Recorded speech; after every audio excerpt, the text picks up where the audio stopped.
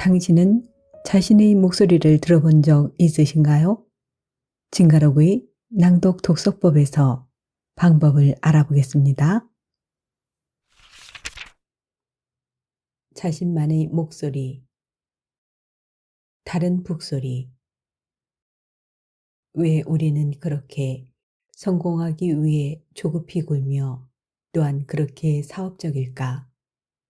어떤 이가 그의 동료들과 발을 맞추지 않는다면 아마도 그는 다른 북소리를 듣고 있는 건지도 모른다.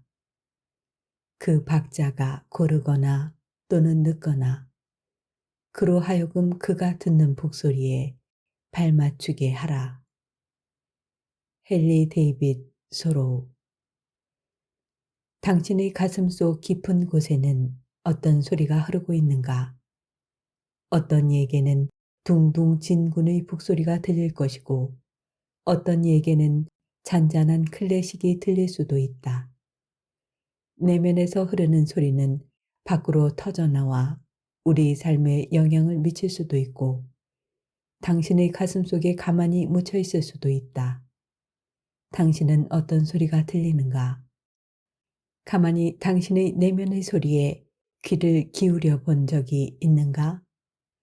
러시아에서 오래 살았던 지인이 한국은 남에게 너무 관심이 많다라고 불평을 하는 것을 들었다. 이유도 듣지 않았지만 왠지 그 말에 공감이 되었다. 너른 땅에서 뚝뚝 떨어져 살아가는 러시아와는 다르게 한국 사람들은 오래전부터 마을을 이루고 옹기종기 모여 살았다. 누구 집에 숟가락이 몇 개 있는지 안다. 속담이 괜히 나온 말이 아닐 것이다. 소녀 감성이 많아서 유난히 부끄러움이 많으셨던 우리 친할머니도 자주 남이 숭본다, 남이 흉본다는 말을 하시곤 했다. 자신이 어떤 행동을 하려 할 때에 다른 사람들의 이목을 생각하게 되는 것. 물론 그것은 한국만이 가진 특성은 아니다. 그렇지만 우리 사회에서 종종 어른이 되어가면서 사회의 목소리와 다른 목소리를 낸다는 것이 쉽지 않은 듯하다. 그러면서 차츰 자신의 목소리를 내지 않으려 하기도 한다. 최근 DID 드리대 저자 송수영 작가님이 직접 강연을 하시는 DID 강연 코칭 수업에 참여했다. 지난 몇 년간 강의를 하면서 지내고 있지만 매번 강연하는 자리가 어려웠다. 남들 앞에서 강의를 하는 것이 설레기보다 두려웠다. 이런 마음을 고쳐보고자 DID 강연 코칭 수업에 참여하게 되었다. 결론적으로 이야기하면 강연 코칭 수업은 나에게 큰 전환점이 되었고 지금은 강연을 하는 시간이 참 설레고 기쁘다. 강연 코칭 훈련 중에 인상 깊었던 것이 하나 있다. 그것은 다른 사람들 앞에서 자신이 낼 수 있는 최대한 큰 소리를 내지르는 것이었다. 수업에 참여하고 있던 분들 중에는 여성들이 많았는데 다들 큰 소리를 내는 것을 가장 어려워했다. 자신이 가진 가장 큰 소리를 내는 것도 처음인데 그것을 남들 앞에서 하려니 쉬울 수가 없는 것이다. 자꾸 예쁘게만 소리를 내려고 하는 나에게 강사님은 예쁜 소리가 아니라 최대한 큰 소리를 내보라고 하셨다. 사람들 앞에서 큰 소리가 나오지 않자 불을 끄고 하기도 하고 뒤돌아서 벽을 보고서라도 큰 소리를 질러보게 하셨다. 나는 강사님의 조언에 따라 주위에는 아무것도 없으며 마치 술에 취한 사람이라고 상상하면서 내 가슴속 저 밑에 있는 소리까지 끌어올려 내질러 보았다. 목소리가 심하게 갈라지면서 듣기에 정말 충격적인 소리가 터져 나왔다. 큰 소리를 지르는 훈련을 받았던 날, 나는 밤늦도록 잠들 수가 없었다. 부끄러워서 그런 것이 아니었다. 오히려 속이 개운하며 정신이 맑아지는 것 같은 느낌이 들었는데 그 무엇보다 이상한 행복감이 들었다.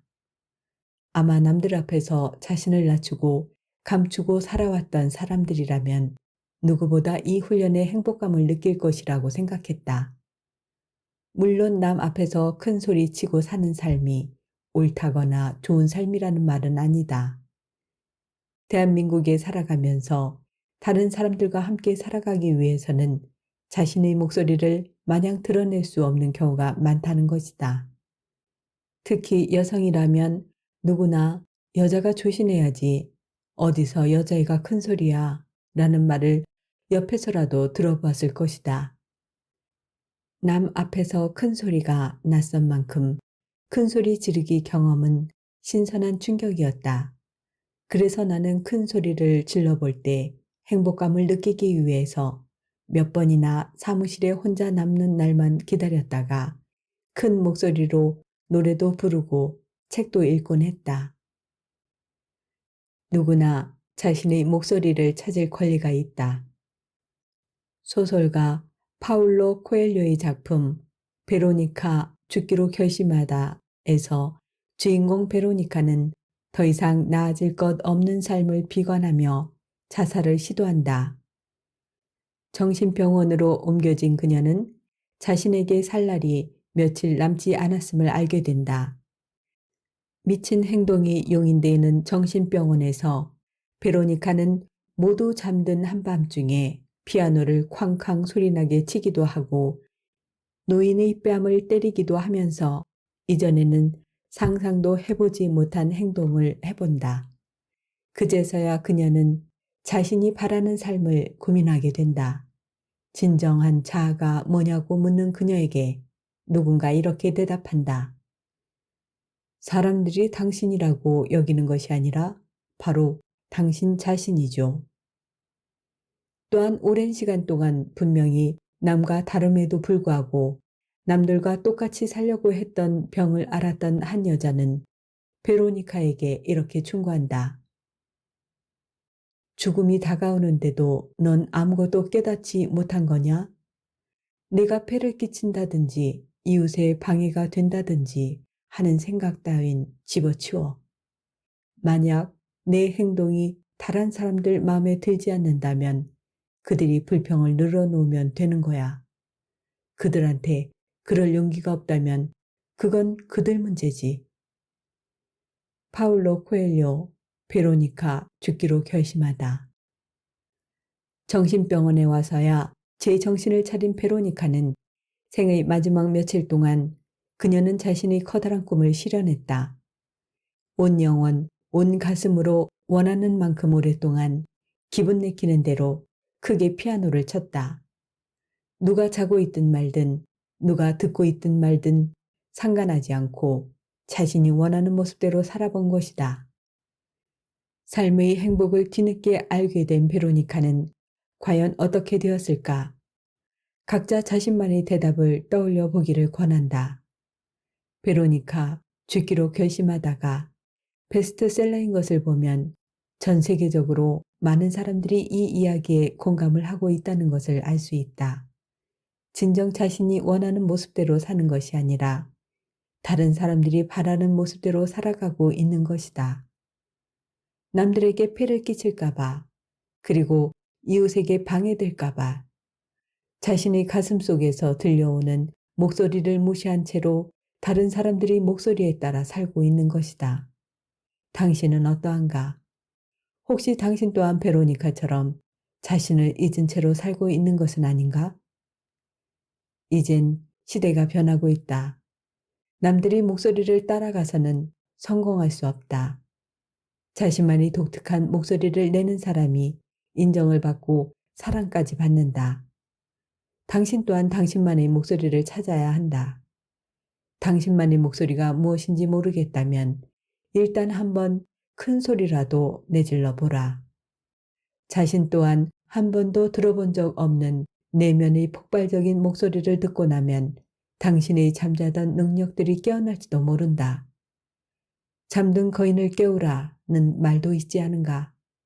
당신 안에 잠든 진정한 자아를 깨우기 위해서 크게 한번 소리쳐보자.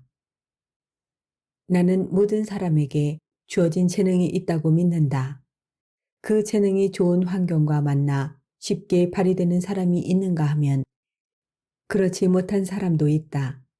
남에게 피해가 될 수 있으니 조용히 하라는 말이 낯설지 않은 우리네 문화는 사람들이 자신의 욕망을 억누르도록 만든다. 그 속에서 얼마나 많은 재능이 꽃피우지 못한 채 쓰러졌을지 생각하면 참으로 안타깝다. 이제 우리는 남이 아니라 좀 더 우리 자신을 들여다보아야 한다. 조금 더 우리 목소리를 표현해야 한다. 당신의 내면에 흐르는 북소리가 남과 다르다고 해서 조급해하지 않아도 된다. 당신은 당신만의 색다른 북소리를 듣고 있기 때문이다. 당신은 당신만의 박자에 맞추어 나가면 된다. 그러니 먼저 진짜 당신의 목소리를 찾아야 한다. 징그러구의 낭독 독서법 중에서 당신의 진정한 목소리를 찾아 당신 안의 잠자는 능력을 흔들어 깨워보세요. 오늘도 감사합니다.